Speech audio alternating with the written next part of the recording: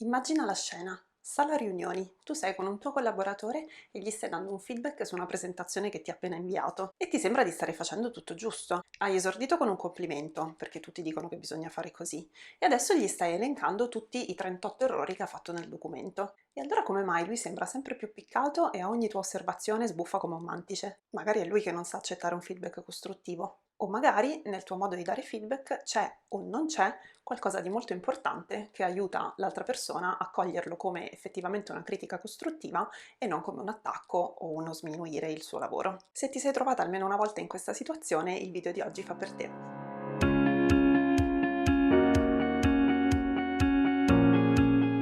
Il feedback altro non è che esprimere la tua posizione o opinione su qualcosa che qualcun altro ha fatto o sta facendo. E perché è così importante? Perché se sai come darlo, un feedback è in grado di aiutare le altre persone a migliorarsi e a crescere e anche di migliorare la relazione che avete l'uno con l'altro. Viceversa, un feedback dato male ha lo straordinario potere di rendere relazioni un po' difficili ancora più difficili e di rovinare o incrinare relazioni che più o meno funzionano.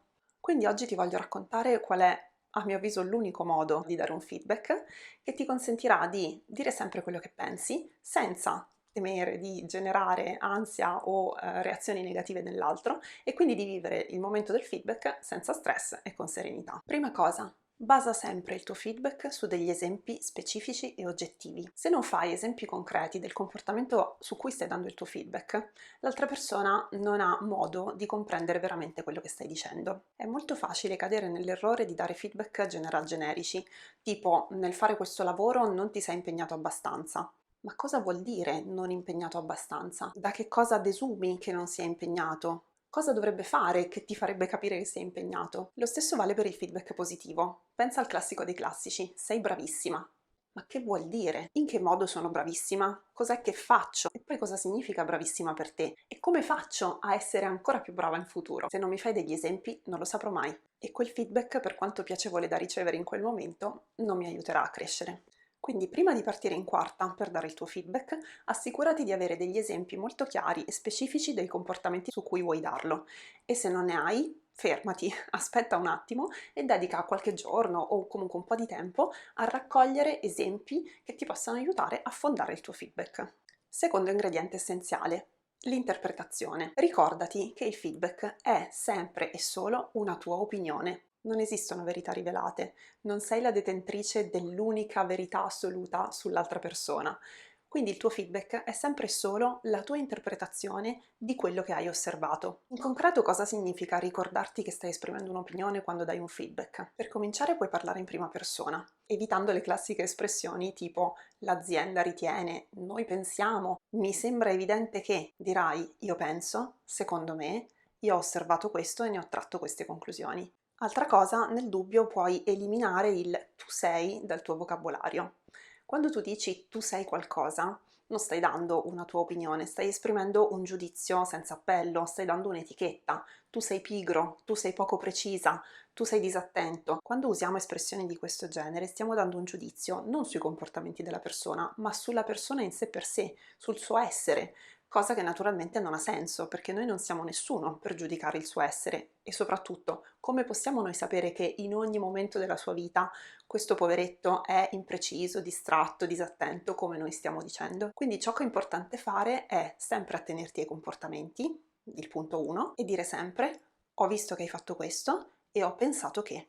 Terzo ingrediente di un feedback fatto come si deve, la tua reazione emotiva. Tu mi dirai, ma perché devo dire come mi sento quando lui o lei fa quello che fa? Un buon motivo per farlo, dal mio punto di vista, è renderti comprensibile. Ripensa a tutte le volte che il famoso collaboratore di prima ti manda una presentazione, tu la apri e scopri che i pallini dei bullet point sono sempre disallineati, i titoli sono sempre formattati male e ci sono diversi refusi. Probabilmente quello che hai fatto ogni volta che ne hai ricevuta una è stata sbuffare come un mantice, fare delle facce, magari dare delle risposte brusche. Finché tu non dai il tuo feedback, l'altra persona non ha modo di capire il significato di queste tue reazioni, che comunque vede e sulle quali probabilmente si fa un sacco di film.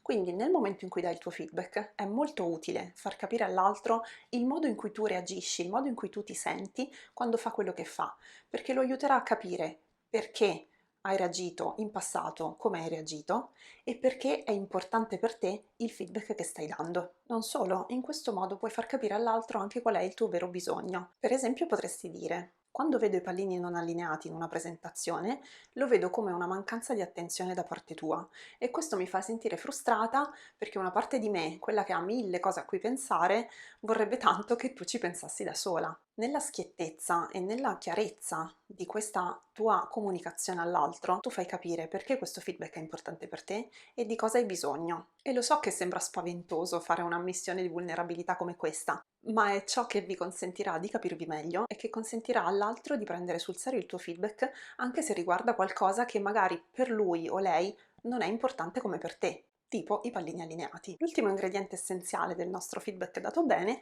è una richiesta chiara. La richiesta è qualcosa di diverso, è qualcosa di più rispetto al bisogno che ti ho suggerito di esprimere nel punto precedente, perché un conto è dire io mi sento in un certo modo perché avrei bisogno che tu, e un conto è dire io ti chiedo per il futuro di fare A, B, C e D.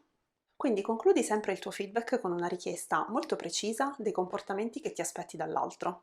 E sii concreta, non dire mi aspetto più precisione, di la prossima volta che lavori alla presentazione ti chiedo di occuparti anche della formattazione dei punti elenco perché così appena la rivedo posso inviarla subito al nostro capo senza occuparmene io. Facendo una richiesta così, molto chiara, ottieni due risultati. Il primo è che è molto più probabile che il tuo collaboratore, nel nostro esempio, faccia effettivamente quello che tu ti aspetti e non sia costretto a tirare a indovinare o interpretare quello che tu vuoi con il rischio di sbagliare ancora. Secondo, se anche tu non fossi soddisfatta del risultato del lavoro del tuo collaboratore, potrai dare un nuovo feedback basandoti su quello che farà a fronte di qualcosa di molto chiaro, esplicito e oggettivo che gli avevi richiesto e quindi sarà molto più facile dire ti avevo chiesto A e invece ho visto che tu hai fatto B e non dovrai scervellarti in cerca di esempi che ti consentano di dargli un nuovo feedback.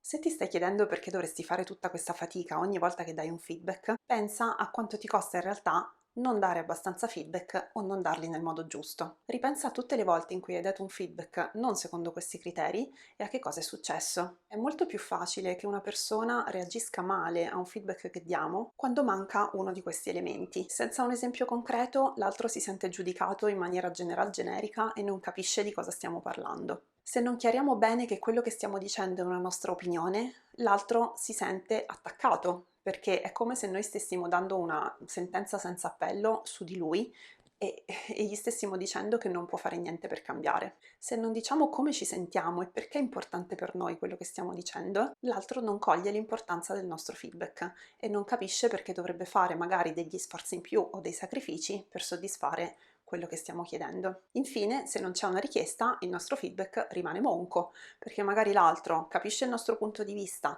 capisce su cosa potrebbe migliorare, capisce che è importante farlo perché ne abbiamo veramente bisogno, però poi deve tirare a indovinare su cosa fare. Quindi se vuoi vivere i momenti di feedback senza stress e senza paura di una reazione scomposta da parte dell'altro, io ti invito davvero a sperimentare questo approccio. Per aiutarti a farlo ho preparato per te un piccolo workbook che puoi utilizzare per prepararti a dare un feedback, specialmente le prime volte in cui magari non ti senti proprio sicura, e anche una checklist per accertarti di avere veramente tutto quello che ti serve, sia in termini pratici che di, diciamo, mentalità, per affrontare il tuo feedback in modo sereno e senza stress.